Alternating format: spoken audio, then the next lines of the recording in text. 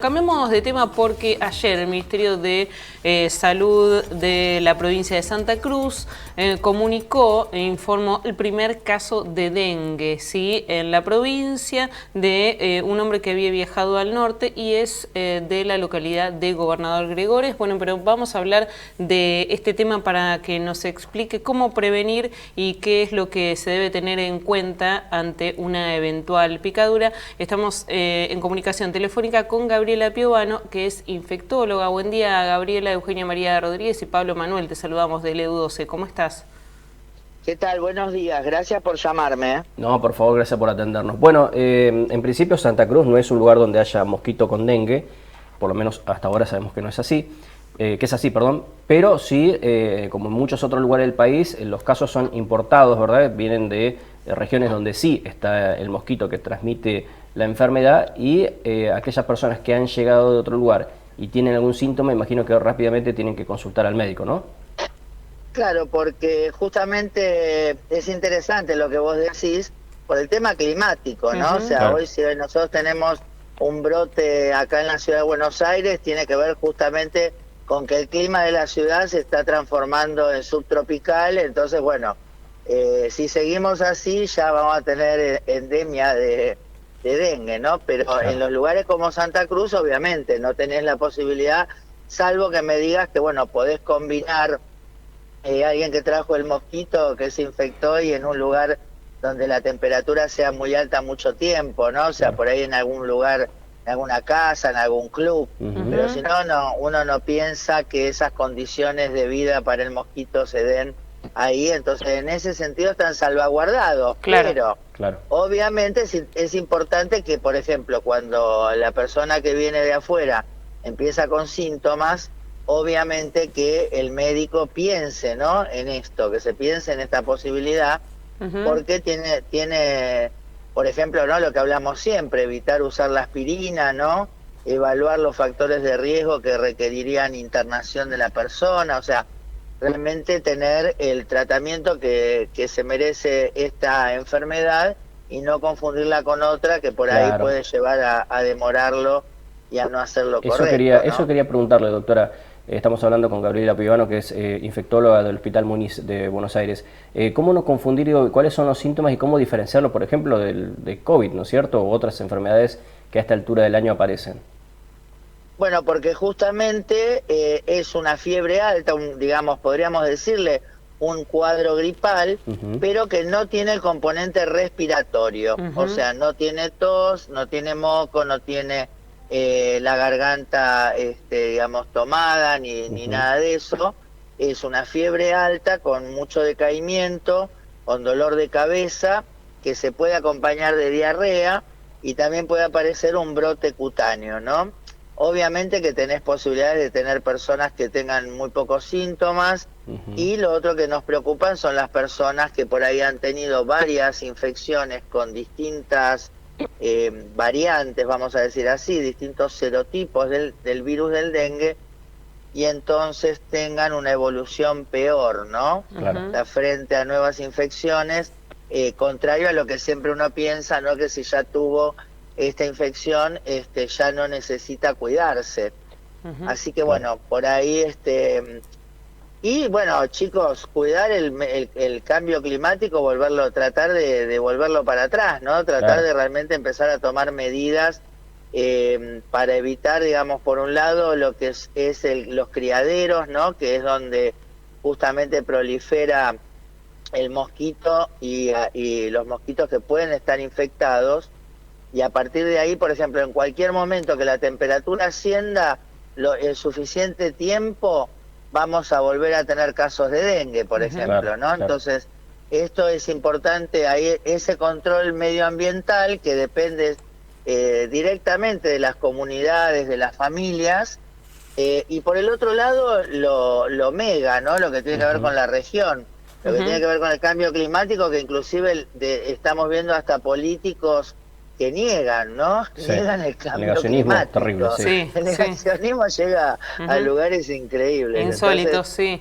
Claro, por eso ahí uno dice, ¿y qué nos aconseja, doctora? Y no votar más neoliberales, ¿viste? ¿Qué quiere que les aconseje? Bueno, qué bueno que lo diga usted, porque si lo decimos claro. nosotros, la gente se enoja. Sí, Gabriela, No. quería consultarte porque hace un rato mencionabas una endemia, ¿no? ¿Y qué lo determina? Y por otro lado, ayer la ministra de Salud de la Nación, Carla Bisotti, habló de que aún faltan semanas por venir donde siga el aumento fuerte de casos de dengue, ¿sí? A ver si nos puedes explicar de qué se trata bien lo que sería una endemia y qué es lo que hay que tener en cuenta.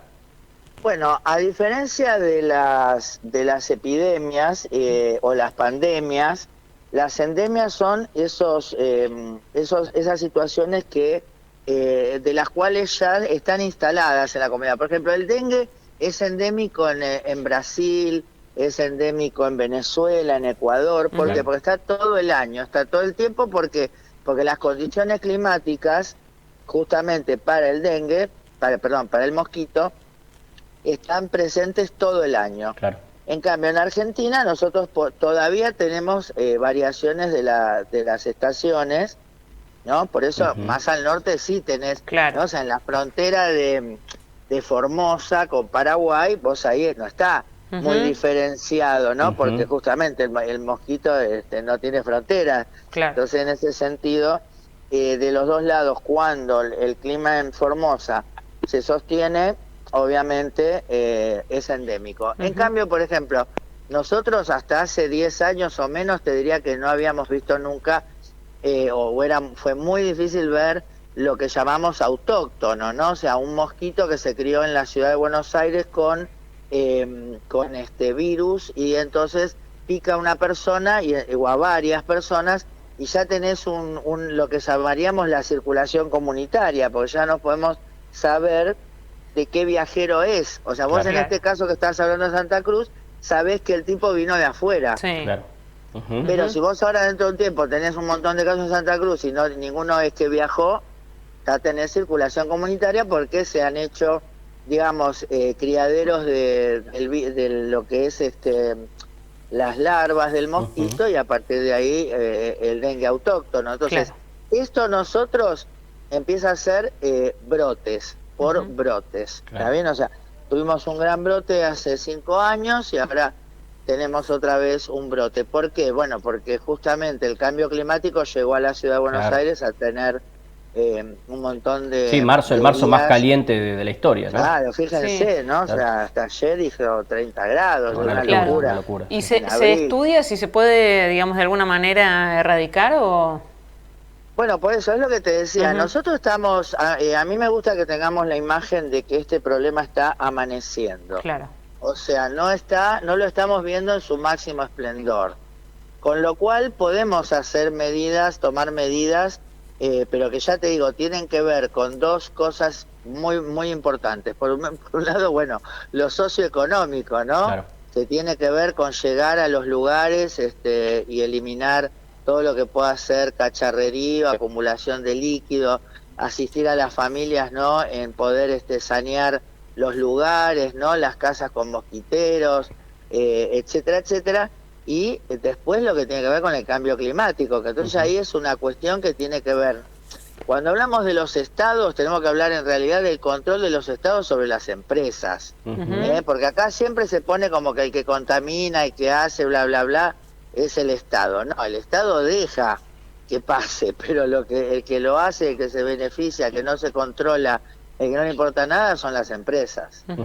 Sí, los líquidos que se van vertiendo también, ¿no? Al aire libre también, que son cúmulo también de infecciones tremendas, entre ellas también las larvas, ¿no es cierto?, que se crían ahí en ese contexto.